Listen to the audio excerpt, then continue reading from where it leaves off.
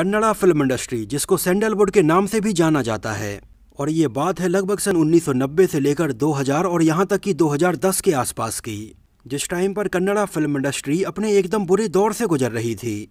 ये वो दौर था जिस टाइम पर कन्नड़ा फिल्म इंडस्ट्री में ओरिजिनल फिल्में आना लगभग बंद ही हो गई थीं।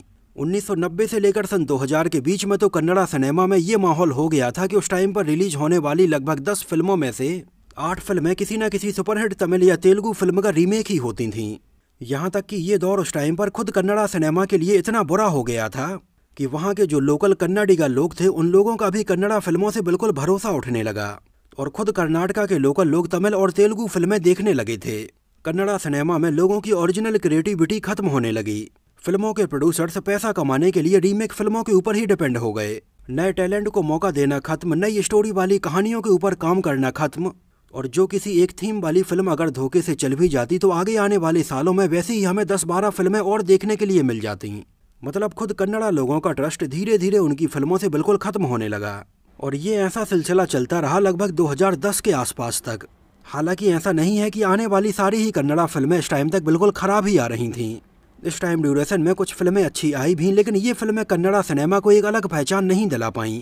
जिस टाइम पर तमिल और तेलुगु फिल्मों का नॉर्थ इंडिया में बिल्कुल बोलबाला हो गया, बहुत सारी फिल्में डब होकर हिंदी में रिलीज होने लगीं, उस टाइम तक कन्नड़ा और मलयालम फिल्में इस रेस में काफ़ी पीछे थीं। जहां तमिल और तेलुगु भाषा की लगभग 30 से 40 फिल्में हिंदी भाषा में डब होकर रिलीज होती, तो वहीं उस टाइम पर कन्नड़ा और मलयालम भाषा की लगभग 2 से 3 फिल्में ही हिंदी में डब होकर रिलीज हो पाती। सन 2015 में कन्नड़ा सिनेमा की तरफ से आई फिल्म रंगी तरंगा ऐसी फिल्म थी जिसको हिंदी में डब करके यहाँ पर रिलीज किया गया और यहाँ पर भी इसको काफ़ी अच्छा रिस्पॉन्स मिला था। एक्चुअली सन 2010 के बाद कन्नड़ा सिनेमा में बहुत सारे बदलाव देखने के लिए मिले। इस टाइम पर कन्नड़ा सिनेमा में बहुत सारी अलग हटकर फिल्में बनाई जाने लगी, कंटेंट ओरिएंटेड फिल्में बनाई जाने लगीं। और 90 के दशक से ही रीमेक फिल्मों का जो धब्बा कन्नड़ा सिनेमा के ऊपर लगा हुआ था वो अब धीरे धीरे खत्म होने लगा। इस टाइम पर लूसिया, उलिदा वारू कंधानते और उग्रम जैसी फिल्मों ने एक अलग ही मार्केट क्रिएट किया। लेकिन इसके बाद सन 2018 में कुछ ऐसा हुआ कि इसने पूरे कन्नड़ा सिनेमा का बिल्कुल इतिहास ही बदल कर रख दिया।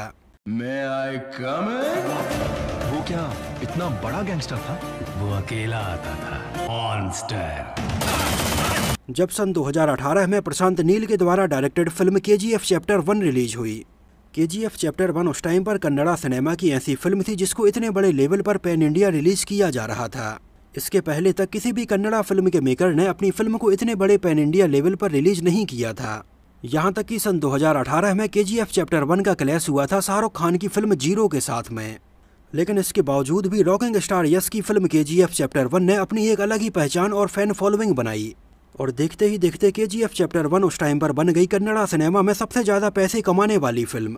और ये उस टाइम पर कन्नड़ा सिनेमा के लिए और कन्नाडिगा लोगों के लिए बहुत ही प्राइड की बात थी कि जहां एक टाइम पर खुद कन्नाडिगा लोग ही अपनी फिल्मों को उतनी ज़्यादा वैल्यू नहीं दे रहे थे, वहीं KGF चैप्टर 1 ने कन्नड़ा सिनेमा के अलावा पूरे देश भर में एक अलग ही फैन फॉलोइंग बनाई। एक्चुअली उस टाइम पर KGF चैप्टर 1 की इतनी बड़ी सफलता ने कन्नड़ा सिनेमा के लिए बिल्कुल नए दरवाजे खोल दिए, जिसके बाद कन्नड़ा सिनेमा के नए क्रिएटिव डायरेक्टर्स, प्रोड्यूसर्स और एक्टर्स सामने आने लगे। अब यहाँ पर रीमेक फिल्मों से ज़्यादा कंटेंट ओरिएंटेड फिल्मों के ऊपर दाव खेला जाने लगा। और आज कन्नड़ा सिनेमा अपने आप को तमिल, तेलुगु और मलयालम सिनेमा के साथ में खड़ा हुआ देख पा रहा है। लेकिन क्या आप जानते हैं कि कन्नड़ा सिनेमा को यहाँ तक लाने में और भी बहुत सारे लीजेंडरी लोगों का हाथ रहा है। तो चलिए एक नज़र डालते हैं कन्नड़ा सिनेमा की ब्रीफ हिस्ट्री के ऊपर कि कहाँ से कन्नड़ा सिनेमा की शुरुआत हुई और कैसे ये आगे चलकर ग्रो हुआ। तो एक्चुअली कर्नाटका में फिल्म इंडस्ट्री स्टार्ट होने के पहले वहाँ पर थिएटर्स का बहुत ज़्यादा चलन था। उस टाइम पर बहुत सारे कन्नड़ा आर्टिस्ट थिएटर के जरिए और बहुत सारे नाटकों के जरिए लोगों का मनोरंजन किया करते थे। आगे चलकर सन 1928 में गुब्बी वीरन्ना ने कर्नाटका फिल्म स्टूडियो की शुरुआत की। ये बात है लगभग सन 1930 और 31 के आसपास की, जब उस टाइम पर यहाँ कुछ फिल्में बनाई गईं लेकिन लोग बहुत ज़्यादा इन फिल्मों में इंटरेस्टेड नज़र नहीं आए। एक्चुअली उस टाइम पर मद्रास, जिसको आज चेन्नई के नाम से जाना जाता है, वो साउथ इंडियन फिल्मों के लिए बिल्कुल हब हुआ करता था। उस टाइम पर मद्रास में कुछ फिल्म स्टूडियो थे और वहाँ पर ही साउथ इंडियन फिल्में ज़्यादातर बनाई जाती थीं। उस टाइम पर मद्रास में तमिल भाषा के अलावा तेलुगु और कन्नड़ा भाषा की फिल्मों को भी शूट किया जाता था। उस टाइम पर मद्रास में कुछ ऐसे फिल्म स्टूडियो थे जहाँ पर अलग अलग भाषा के फिल्म मेकर्स अपनी फिल्मों को शूट करने के लिए जाते थे। 1934 में कन्नड़ा भाषा में पहली बोलती हुई फिल्म बनाई गई सती सुलोचना। फिल्म को लोगों ने काफ़ी पसंद किया और कुछ और कन्नड़ा फिल्में भी बनाई जाने लगीं। उस टाइम पर गुब्बी वीरन्ना कन्नड़ा सिनेमा को आगे ले जाने के लिए काम लगातार करते जा रहे थे। 1930 और 1940 तक कन्नड़ा भाषा में और भी बहुत सारी फिल्में बनाई गईं। आगे चलकर सन 1947 में जब भारत आज़ाद हुआ तो वहाँ पर एक अलग ही माहौल बन गया और आज़ादी के बाद और 50 के दशक के स्टार्टिंग में कन्नड़ा भाषा में बहुत सारी हिस्टोरिकल फिल्में बनाई जाने लगीं और 50 के दशक में ही कन्नड़ा सिनेमा के लीजेंड डॉक्टर राजकुमार ने फिल्मों में अपनी शुरुआत की, जो कि इसके पहले तक गुब्बी वीरन्ना के अंडर में ही उनकी फिल्मों में लगभग 8 साल की उम्र से ड्रमिस्ट के तौर पर काम कर रहे थे। 1954 में आई उनकी फिल्म बेदारा कोनेप्पा कन्नड़ा भाषा की ऐसी पहली फिल्म थी जो कि लगभग 1 साल तक सिनेमा घर में चलती रही थी और इसके बाद कन्नड़ा सिनेमा में एक के बाद एक बहुत सारी धार्मिक और हिस्टोरिकल फिल्में बनाने का चलन शुरू हो गया। 60 के दशक में कन्नड़ा भाषा में 3 कुमारों की ट्रायोलॉजी का जन्म हुआ, जहां कन्नड़ा भाषा में डॉक्टर राजकुमार के अलावा उदय कुमार और कल्याण कुमार भी फिल्मों में काम कर रहे थे और लगभग पूरे 60 के दशक में और 70 के दशक में कन्नड़ा भाषा में बहुत सारी माइथोलॉजिकल कहानियों पर आधारित और हमारे इतिहास पर आधारित ही फिल्में बनाई जा रही थीं, जिन ज़्यादातर माइथोलॉजिकल और हिस्टोरिकल फिल्मों में हमें डॉक्टर राजकुमार ही ऐसे लीजेंडरी किरदार निभाते हुए नजर आ रहे थे और इसी वजह से उस टाइम पर डॉक्टर राजकुमार की कन्नडिगा लोगों के मन में एक अलग ही इमेज बन गई थी। इसके बाद आगे चलकर 70 और 80 के दशक में डॉक्टर विष्णुवर्धन और अम्बरीश भी कन्नड़ा फिल्मों में आ गए और ये सारे क्रिएटिव लोग उस टाइम पर कन्नड़ा भाषा में एक से बढ़कर एक फिल्में बना रहे थे। लेट 70s और 80s में अब बदलते हुए लोगों को ध्यान में रखते हुए यहाँ पर बहुत सारी सोशल फिल्में भी बनाई जाने लगीं, जिन फिल्मों में समाज से जुड़े हुए बिल्कुल आम आदमी को फिल्मों में दिखाया जाने लगा और इस टाइम पर आ रही कन्नड़ा भाषा की इन फिल्मों से आम आदमी भी अपने आप को बहुत अच्छे से जोड़कर देख पा रहा था और देखते ही देखते 70s और 80s में कन्नड़ा सिनेमा अपने पीक पर पहुंच गया और आज भी कन्नड़ा सिनेमा में 70 का दशक और 80 का दशक गोल्डन पीरियड माना जाता है। इस टाइम पर शंकर नाग, अनंत नाग, टाइगर प्रभाकर, अशोक और श्रीनाथ जैसे लोगों ने कन्नड़ा सिनेमा में बहुत सारी फिल्में बनाई। एक्चुअली अर्ली 70s तक ऐसा माहौल था जब कन्नड़ा की ज़्यादातर फिल्में मद्रास जाकर ही शूट की जाती थीं और अर्ली 70s में कन्नड़ा भाषा की फिल्मों का बजट इतना ज़्यादा नहीं था कि वहाँ पर जाकर वो बड़े बड़े स्टूडियोज़ में शूट कर पाएँ। इस वजह से उस टाइम पर तमिल और तेलुगु फिल्मों के शूट हो जाने के बाद जब स्टूडियो खाली होता तब वहाँ पर कन्नड़ा फिल्म को शूट किया जाता और इसके लिए उस टाइम पर कन्नड़ा फिल्म मेकर्स को घंटों स्टूडियो खाली होने का इंतजार करना पड़ता था। लेकिन अर्ली 70s के बाद ज़्यादातर फिल्में यहाँ पर बेंगलोर में ही शूट की जाने लगीं और इन 2 दशकों में कन्नड़ा सिनेमा में हमें काफ़ी ग्रोथ देखने के लिए मिली। लेट 80s में कन्नड़ा भाषा की फिल्मों में डॉक्टर राजकुमार के बेटे शिवा राजकुमार, रविचंद्रन, जग्गेश, देवराज, साई कुमार और शशि कुमार जैसे लोग कन्नड़ा फिल्मों में काम करने लगे, जिन्होंने भी उस टाइम पर काफ़ी अच्छी फिल्में बनाई। लेकिन 80 का दशक जैसे ही खत्म हुआ और 90 के दशक की शुरुआत होने वाली थी तब उस टाइम पर डॉक्टर राजकुमार, डॉक्टर विष्णुवर्धन और ऐसे कई और सीनियर एक्टर्स लगभग 60 साल की एज में आ गए और उस टाइम पर कुछ लोग धीरे धीरे पॉलिटिक्स में भी एंटर होने लगे और कन्नड़ा फिल्मों से दूरी बना ली। हालांकि ऐसा नहीं है कि ये लोग फिल्मों से बिल्कुल पूरी तरह से दूर हो गए थे, लेकिन अब बदलते हुए दौर में ये कन्नड़ा सिनेमा का वो दौर था जिस टाइम पर ये लोग कम फिल्मों में काम कर रहे थे, जिसकी वजह से कन्नड़ा सिनेमा में एक काफ़ी बड़ा वैक्यूम क्रिएट हो गया। शंकर नाग की मृत्यु हो गई, डॉक्टर विष्णुवर्धन और डॉक्टर राजकुमार भी फिल्मों से दूर होने लगे। हालांकि नए एक्टर्स फिल्मों में काम कर रहे थे लेकिन ये उतनी अच्छी फिल्में या उतना इम्पैक्ट लोगों के ऊपर नहीं डाल पा रहे थे। वी रविचंद्रन ने सन 1987 में जूही चावला के साथ में प्रेमा लोका फिल्में बनाई। ये फिल्म उस टाइम पर ब्लॉकबस्टर रही और वी रविचंद्रन को उस टाइम पर कन्नड़ा सिनेमा में शो मैन के नाम से बुलाया जाने लगा। आगे चलकर वी रविचंद्रन ने सन 1991 में शांति क्रांति के नाम से जूही चावला के साथ में एक और फिल्म बनाई। ये फिल्म उस टाइम पर कन्नड़ा भाषा में बनाई जा रही बहुत ही महंगी फिल्म थी, जिसको कन्नड़ा भाषा के साथ ही साथ तमिल में रजनीकांत के साथ में और तेलुगु में नागार्जुन के साथ में बनाया जा रहा था। फिल्म रिलीज हुई और इतनी बुरी तरह से फ्लॉप हुई कि रविचंद्रन को फाइनेंशियल बहुत ज़्यादा लॉस हो गया और आगे आने वाले समय में भी रविचंद्रन पूरी तरह से बिल्कुल तमिल और तेलुगु सुपरहिट फिल्मों के रीमेक के ऊपर ही डिपेंड हो गए और कन्नड़ा फिल्म इंडस्ट्री जो 70s और 80s में काफ़ी ऊपर जा रही थी वो अब 90s में धीरे धीरे नीचे जाने लगी और इस टाइम पर फिल्म के प्रोड्यूसर्स ने पैसा कमाने के लिए रीमेक फिल्में बनाना शुरू कर दी और 90 के दशक में आने वाली लगभग हर एक दूसरी फिल्म किसी न किसी तमिल या तेलुगु फिल्म का रीमेक ही होती थी।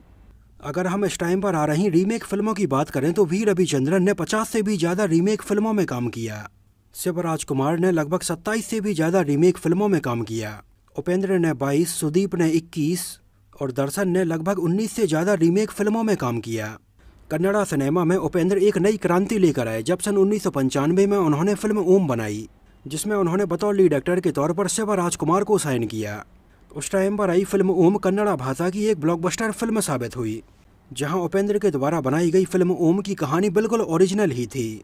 और ये वही फिल्म थी जिसको आगे चलकर सनी देओल और जूही चावला के साथ में हिंदी भाषा में अर्जुन पंडित के नाम से अनऑफिशियली बनाया गया था। और इस टाइम पर उपेंद्र के अलावा सुदीप, दर्शन और पुनीत राजकुमार जैसे कई और बेहतरीन एक्टर सामने आए।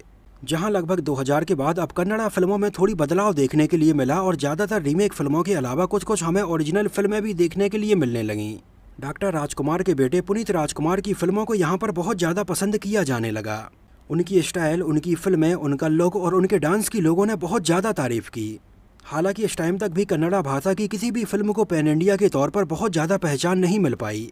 कन्नड़ा सिनेमा को पैन इंडिया के तौर पर पहचान मिलने में बहुत ज़्यादा वक्त लग गया। जब सन 2010 के बाद रंगी तरंगा और KGF जैसी फिल्में लोगों ने देखी और इनको बहुत ज़्यादा पसंद किया, तब लोगों को समझ में आया कि कन्नड़ा भाषा में भी तमिल और तेलुगु के अलावा बहुत सारी कंटेंट ओरिएंटेड फिल्में बनाई जा रही हैं। और इसके बाद तो जो कुछ भी कन्नड़ा सिनेमा में हुआ वो बिल्कुल आपके सामने ही है। KGF चैप्टर 1 के बाद KGF चैप्टर 2, विक्रांत रोना, 777 चार्ली, गरुणा गमना, विशप वाहना, लव मॉकटेल और हाल ही में रिलीज हुई कंतारा जैसी फिल्म हमें देखने के लिए मिली। एक्चुअली इस टाइम पर कन्नड़ा सिनेमा में रक्षित शेट्टी, ऋषभ शेट्टी और राजबी शेट्टी की फिल्में भी बहुत ज़्यादा पसंद की जाने लगीं। जिन तीनों ही शेट्टीज़ को आज के टाइम पर लोग कन्नड़ा सिनेमा का RRR भी बोलते हैं। आज के टाइम पर ये तीनों ही कन्नड़ा सिनेमा में इतनी क्रिएटिव फिल्में बना रहे हैं जिन फिल्मों को लोग बहुत ज़्यादा पसंद कर रहे हैं।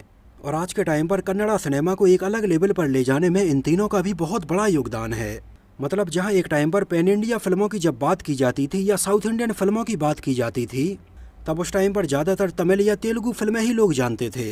लेकिन आज के टाइम पर कन्नड़ा सिनेमा में बन रही इतनी सारी कंटेंट ओरिएंटेड फिल्मों ने इस बात को प्रूफ कर दिया है कि वहाँ पर क्रिएटिव लोगों की कमी नहीं है। वहाँ के फिल्म मेकर्स नई नई कहानियों के ऊपर पैसा लगा रहे हैं, नए नए एक्टर्स और डायरेक्टर्स को काम करने का मौका दे रहे हैं। मतलब एक बहुत ही पॉजिटिव माहौल कन्नड़ा सिनेमा में अभी देखने के लिए मिल रहा है। KGF चैप्टर 1 और KGF चैप्टर 2 के बाद अभी हमें KGF चैप्टर 3 भी देखने के लिए मिलेगी। और इसके अलावा एक और बड़ी फिल्म कन्नड़ा इंडस्ट्री की तरफ से हमें कब्जा देखने के लिए मिलेगी, जिसमें भी कन्नड़ा सिनेमा के 2 दिग्गज एक्टर उपेंद्र और सुदीप किच्चा एक साथ नजर आएंगे। तो दोस्तों ये तो बात हुई कन्नड़ा सिनेमा की बिल्कुल पूरी जर्नी के बारे में। आपको कन्नड़ा फिल्में कैसी लगती हैं? आपने कन्नड़ा फिल्मों के बारे में पहली बार कब सुना था और कौन सी फिल्म आपने पहले देखी थी?